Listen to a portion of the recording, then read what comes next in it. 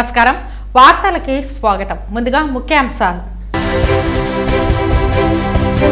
కుప్పంలో 536వ కనకదాస జయంతి వేడుకలు కుప్పంలో కనకదాసు విగ్రహ ఆవిష్కరణ చేసిన మంత్రి పెద్దిరెడ్డి రామచంద్రారెడ్డి 14 ఏళ్లు ముఖ్యమంత్రిగా ఉండి చంద్రబాబు ఏ రోజైనా కనకదాస విగ్రహ ఆవిష్కరణ చేయాలని ఆలోచన చేశారా పేర్కొన్న మంత్రి పెద్దిరెడ్డి రామచంద్రారెడ్డి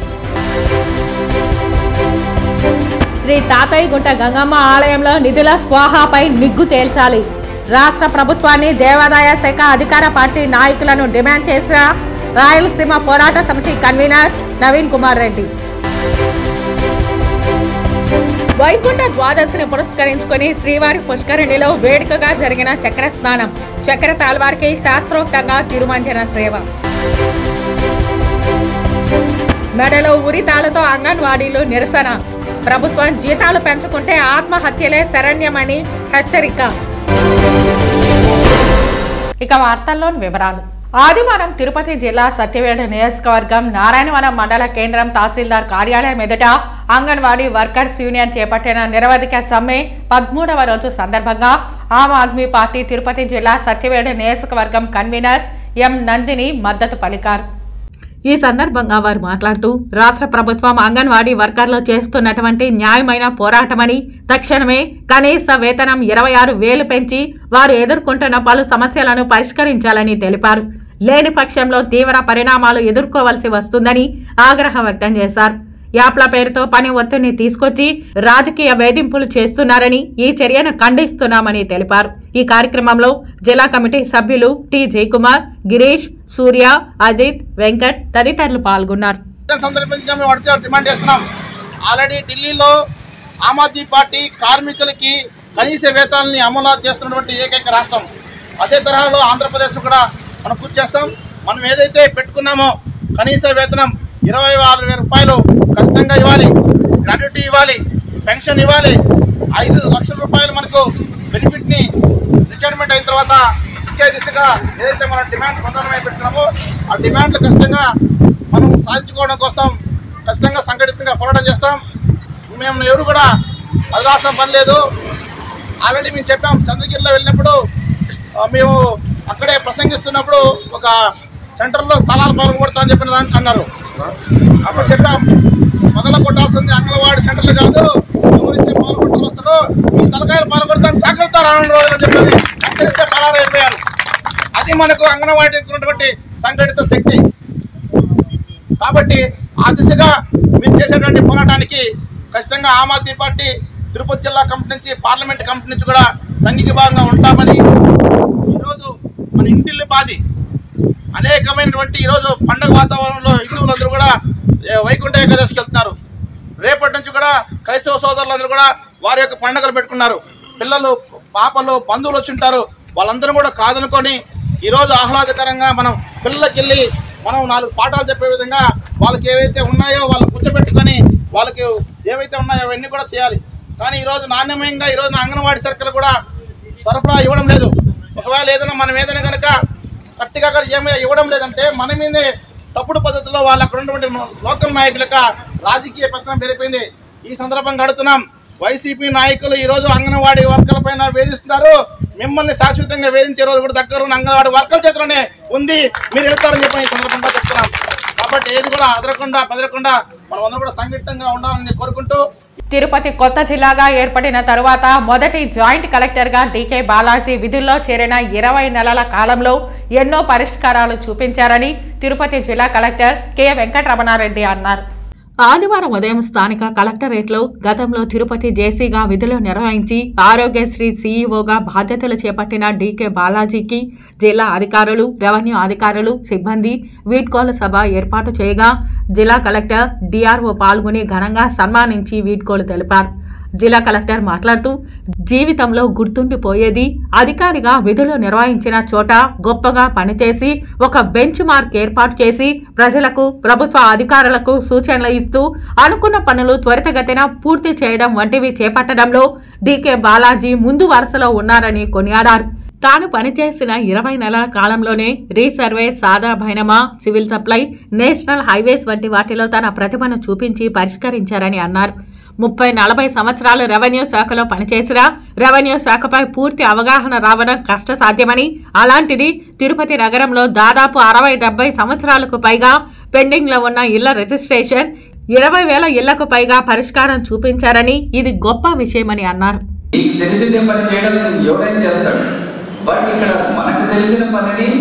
అందరినీ కలుపుకుంటూ చేయాలి. ఇది కష్టమైన పని ఈ జిల్లాలో చేయడం.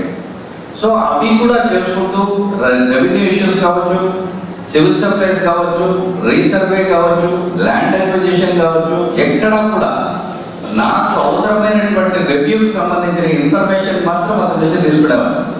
ఎక్కడ పని చేసినా కూడా కొంత మన వెనక్కి తిరిగి చూసుకున్న తర్వాత ఫలానా చోట నేను ఈ పని చేశాను అనే సాటిస్ఫాక్షన్ ఇచ్చే పనులు కొన్ని చేయాలి.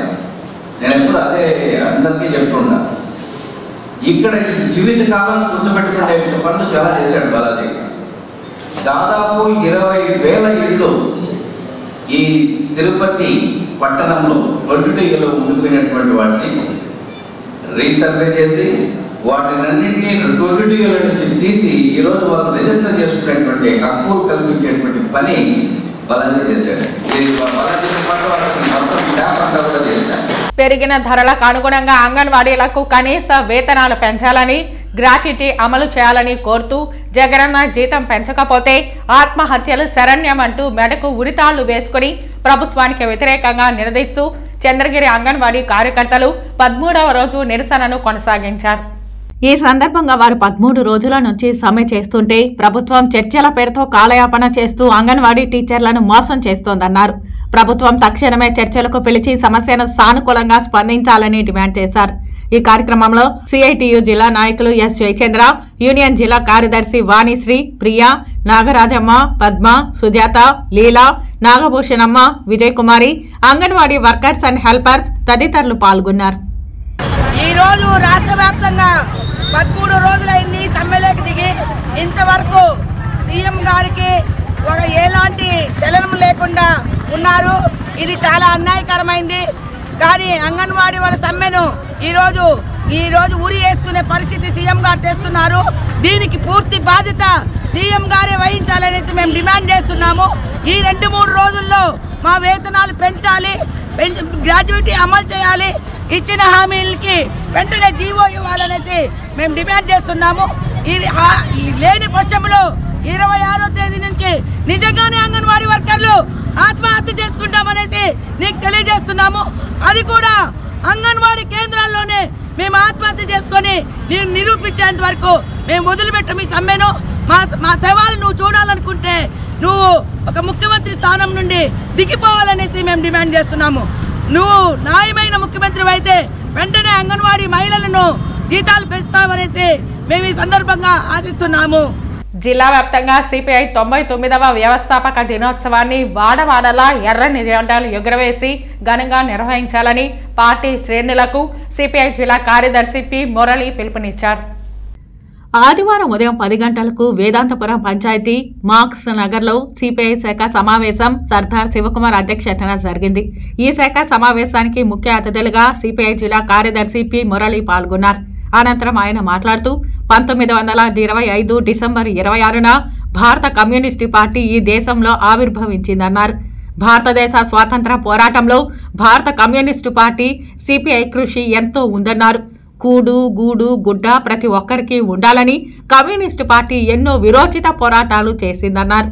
నగర అభివృద్ధిలో కమ్యూనిస్టుల పాత్ర ఎంతో ఉందని అనేక పోరాటాలు నిర్వహించి పేదవారికి ఇళ్ల స్థలాలు ఇవ్వడంలోనూ కమ్యూనిస్టు పార్టీ కీలక పాత్ర పోషించిందని, ఈనాటికి తిరుపతి నగరంలో అనేక కాలనీలకు కమ్యూనిస్టుల పేర్లు ఉన్నట్లు ఆయన గుర్తు చేశారు. దేశంలో మతోన్మాద పార్టీ బీజేపీ అవలంబిస్తున్న కార్మిక వ్యతిరేక విధానాలపై ఎప్పటికప్పుడు పోరాటాలు నిర్వహిస్తూ ప్రజలను చైతన్యపరచడంలో కూడా పార్టీ ముందు వరుసలో ఉందని ప్రజానికానికి తెలియజేశారు. డిసెంబర్ 26న సిపిఐ ఆవిర్భావ దినోత్సవం వాడవాడలా ఘనంగా నిర్వహించాలని ప్రజలకు, కార్మిక వర్గానికి ఆయన పిలుపునిచ్చారు. ఈ శాఖ సమావేశంలో మహిళా సంఘం జిల్లా ప్రధాన కార్యదర్శి బి నదియా, సిపిఐ నగర కార్యవర్గ సభ్యులు బలరాం, శాఖ కార్యదర్శి కె రామ్మూర్తి, సూర్య, చిన్న పొన్నమ్మ, జయమ్మ, సావిత్రి, రాజశేఖర్, ప్రియా తదితరులు పాల్గొన్నారు.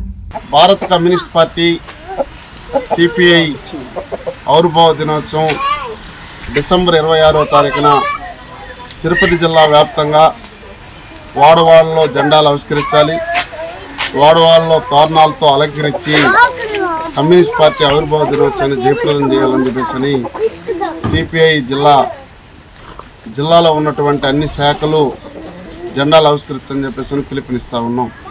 ఈ తిరుపతి పట్టణంలో దాదాపుగా 28 కాలనీలు భారత కమ్యూనిస్టు పార్టీ సిపిఐ ఆధ్వర్యంలో నిర్మించడం జరిగింది. ఈ 28 కాలనీలో ఉన్నటువంటి కాలనీలకు కూడా ప్రభుత్వం, జగన్మోహన్ రెడ్డి ప్రభుత్వం ఉచితంగా పట్టాలు ఇవ్వాల్సినటువంటి అవసరం ఉంది. నిన్న మన ఎమ్మెల్యే గారు ఒక 19 కాలనీలని మనం స్వచ్ఛందంగా పట్టాలు ఇచ్చి రిజిస్ట్రేషన్ చేసుకోవాలని చెప్పేసి ఇవ్వడం సిపిఐగా స్వాగతిస్తూ ఉన్నాం.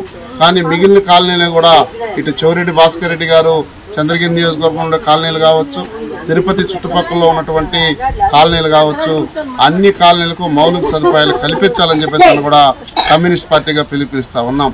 తిరుపతి గంగమ్మ తల్లి పురాతన ఆలయాన్ని పూర్తిగా తొలగించారని, పునర్నిర్మాణం కోసం స్వచ్ఛందంగా ఎంతో మంది దాతలు భక్తితో ఇచ్చిన విరాళాలపై భక్తులందరికీ తెలిసేలా శ్వేతపత్రం విడుదల చేసి భక్తులలో ఉన్న అపోహలను తొలగించేలా రాష్ట్ర ప్రభుత్వం, స్థానిక అధికార పార్టీ నాయకులు చొరవ చూపాలని రాయలసీమ పోరాట సమితి కన్వీనర్ నవీన్ కుమార్ రెడ్డి డిమాండ్ చేశారు.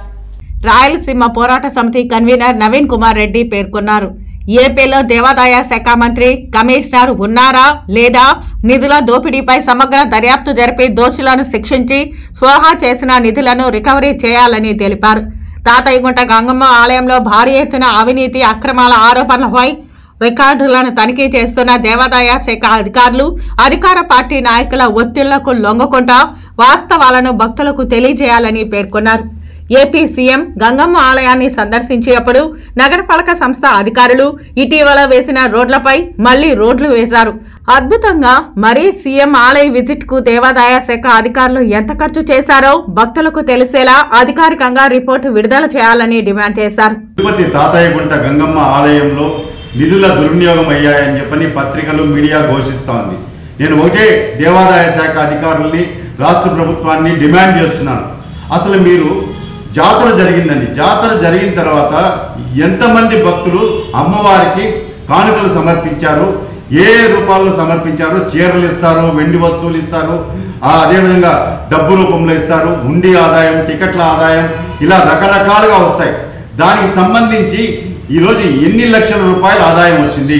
అదేవిధంగా గతంలో మీరు ఆలయాన్ని పునర్నిర్మాణం కోసం పురాతనమైనటువంటి ఆలయాన్ని పూర్తిగా కొట్టేశారండి.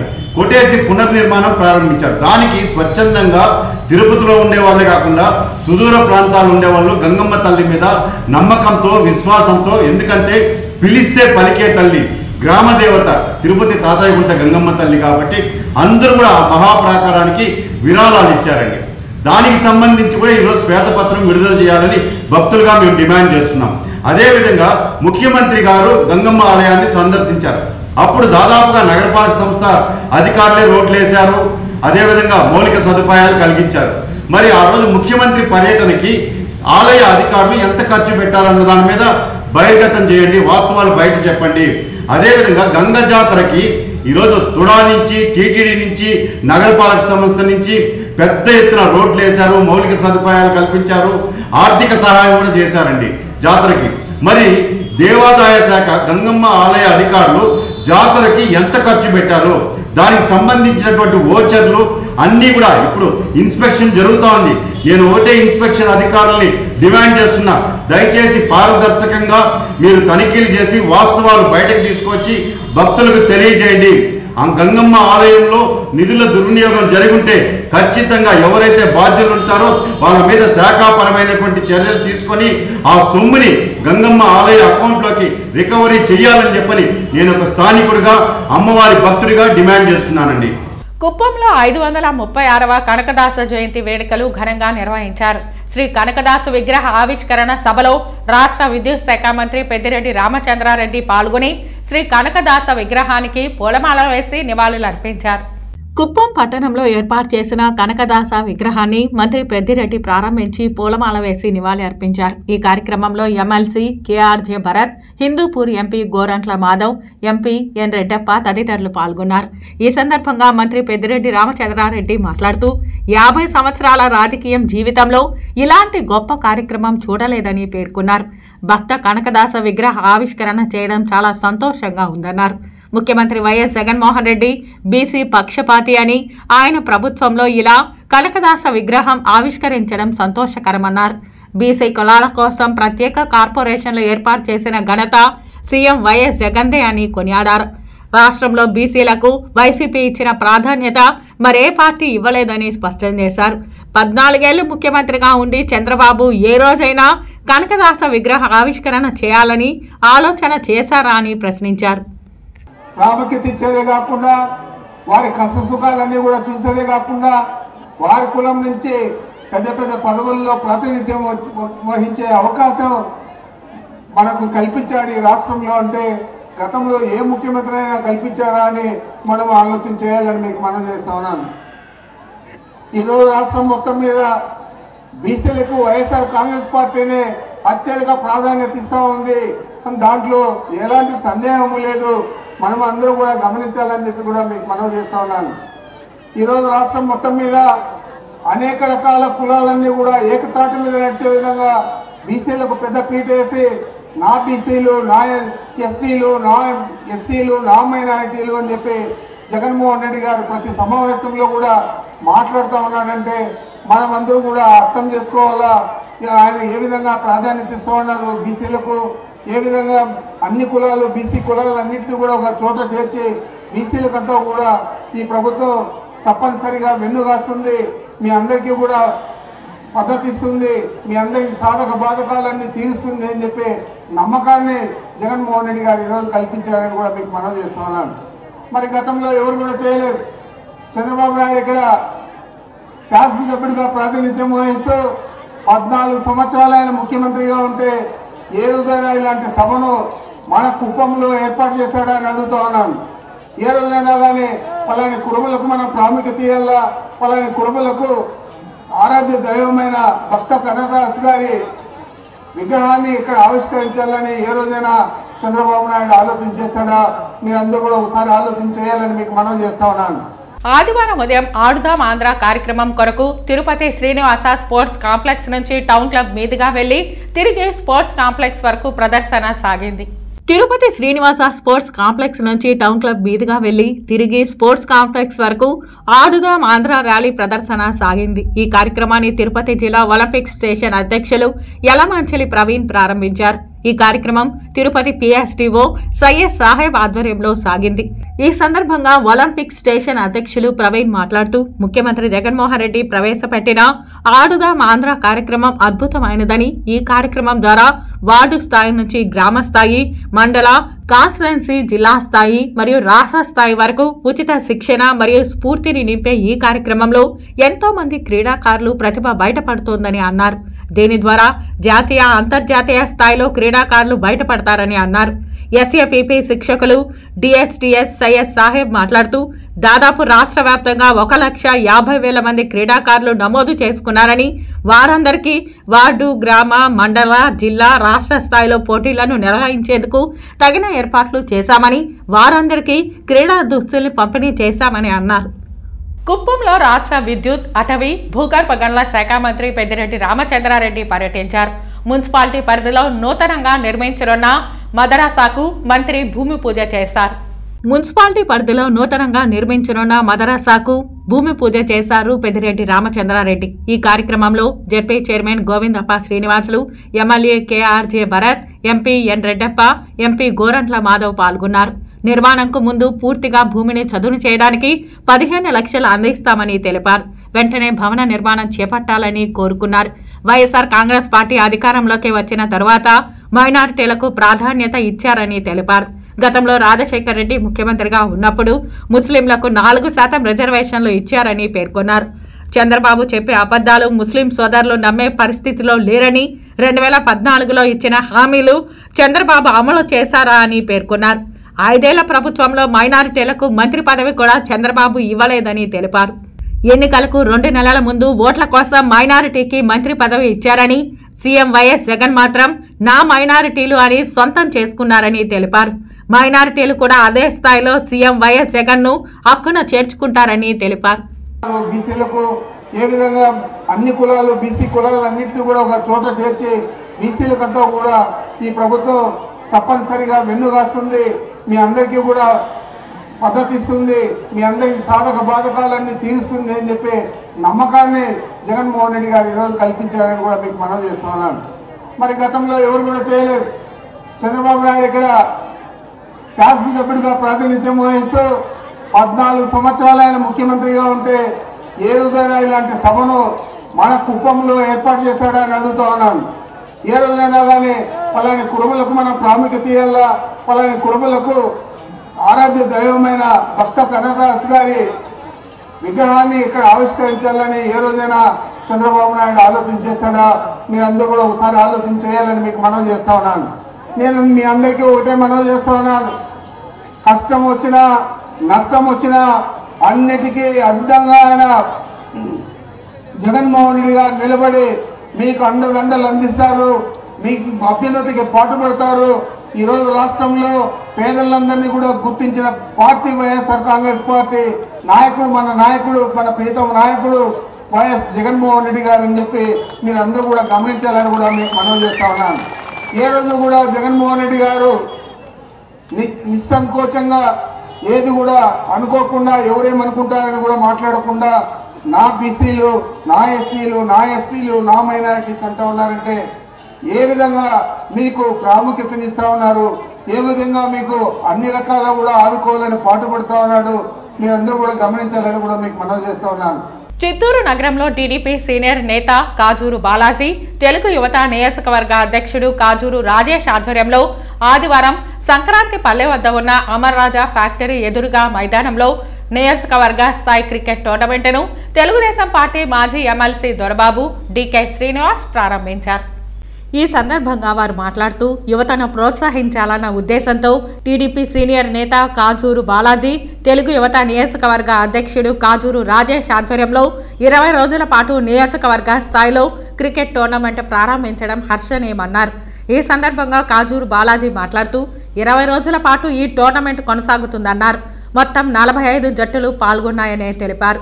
కాజూరు రాజేష్ మాట్లాడుతూ గెలుపొందిన విజేతలకు మొదటి బహుమతి ₹1,00,000, రెండవ బహుమతి ₹50,000, మూడవ బహుమతి ₹25,000, మ్యాన్ ఆఫ్ ది సిరీస్ ప్రకటించడం జరుగుతుందన్నారు. యువతలో క్రీడల పట్ల ఆసక్తిని పెంపొందించడానికి ఈ కార్యక్రమాన్ని టీడీపీ జనసేన సంయుక్త ఆధ్వర్యంలో నిర్వహిస్తున్నామని అన్నారు. ఈ కార్యక్రమంలో టీడీపీ నాయకులు, జనసేన నాయకులు, కార్యకర్తలు, యువ క్రీడాకారులు పాల్గొన్నారు. కాజూరు బాలాజీ అన్నను, కాజూరు రాజేష్ గారు ఇద్దరు కలిపి ఇవాళ తెలుగుదేశం మరియు జనసేన పార్టీ సంయుక్తంగా యువతకి ఒక ప్రోత్సాహ కార్యక్రమంగా ఈ క్రికెట్ నిర్వహించడం జరిగింది. అందులో భాగంగా మన డీకే శ్రీనివాస్ అన్న గారు, అలాగే ఎమ్మెల్సీ దొరబాబు అన్న గారు అందరు సమక్షంలో చాలా అద్భుతంగా ప్రారంభమైంది. ఇలాంటి కార్యక్రమాలు ఎవరు చేపట్టినా కూడా పార్టీ తరపున కానీ వ్యక్తిగతంగా అందరికీ మా వంతు కృషి ఉంటుందని తెలియజేసుకుంటూ సెలవు తీసుకుంటున్నాం. TDP JSP tournament, cricket tournament ఇక్కడ పెట్టడం జరిగింది. ఎందుకంటే ఈ 4.5 సంవత్సరంలో యువత చాలా మత్తుకు బానిస అయిపోతున్నారు. ఇలాంటివి జరగకుండా స్పోర్ట్స్కు ముందంజు చేసే విధంగా తెలుగుదేశం పార్టీ ముందుకొచ్చి మేమందరూ కట్టుకలిసిగా మేము స్పోర్ట్స్గా యూత్ని ముందుకు తీసుకొని వచ్చి యువత బాగుపడే విధంగా మేము చేయాలనేసి యువతని ముందుకు తీసుకొని వస్తున్నాము. ఈ 4.5 సంవత్సరంలో జగన్ ప్రభుత్వంలో మత్తుకు బానిసై యువత ఎక్కడ చూసినా చాలా ఇబ్బందులుగా తల్లిదండ్రులు ఇబ్బందులు పడుతున్నారు. అటువంటి ఇబ్బంది పడకుండా స్పోర్ట్స్ తీసుకొని వచ్చి ముందరికి తెలుగుదేశం పార్టీ ముందుకొచ్చి మేమందరూ కూడా అందరూ కట్టుకలిసిగా యువతని ఉత్తేజపరిచి అందరూ బాగుండాలని కూడా మేము ఈ స్పోర్ట్స్ కూడా ముందుకు తీసుకొని వెళ్తున్నాము. ఇక్కడ వచ్చిన అందరికీ కూడా ధన్యవాదాలు తెలుపుకుంటున్నాము. క్రికెట్ మ్యాచ్ నిర్వహించాలని నిశ్చయించి చిత్తూరులో ఉన్న మైదానాలన్నీ పర్మిషన్ అడిగితే పర్మిషన్ ఇవ్వక ఇబ్బందులు పెట్టారు గవర్నమెంటు. దాని తర్వాత ఆయన సొంత జాబ్ ప్లేస్ని సరిచేసుకొని దాన్ని సరిదిద్ది క్రికెట్ గ్రౌండ్గా మార్చి దాన్ని ఈరోజు క్రికెట్ టోర్నమెంట్ జరుపుతూ ఉన్నారు. ఇది ముఖ్యంగా యువతని ప్రోత్సహించాలని వాళ్ళని ఉత్తేజపరచాలనే ఉద్దేశంతో ఇక్కడ జరపడం జరిగింది. చాలా సంతోషము. వైకుంఠ ఏకాదశి సందర్భంగా తిరుమలలో చక్ర స్నాన మహోత్సవం వేడుకగా జరిగింది. వైకుంఠ ఏకాదశి తరువాత రోజైన ద్వాదశి నాడు చక్ర స్నానం నిర్వహించడం ఆనవాయితీ. వైకుంఠ ఏకాదశి సందర్భంగా తిరుమలలో చక్ర స్నాన మహోత్సవం వేడుకగా జరిగింది. అందులో భాగంగా ఈ ఉదయం శ్రీవారి ఆలయం నుంచి చక్ర తాల్వార్ను మాడ వీధుల్లో ఊరేగింపుగా వరాహస్వామి ఆలయం వద్దకు తీసుకొచ్చిన అనంతరం అర్చకులు చక్ర తాల్వార్కు ప్రత్యేక పూజలతో పాటు వివిధ సుగంధ ద్రవ్యాలతో అభిషేకం నిర్వహించి పుష్కరిణిలో చక్ర తాల్వార్కి అవభృత స్నానం చేయించారు. స్వామివారి సుదర్శన చక్రాన్ని పుష్కరిణిలో ముంచిన సమయంలో వేలాది మంది భక్తులు వరాహ పుష్కరిణిలో పుణ్య స్నానాలు ఆచరించారు.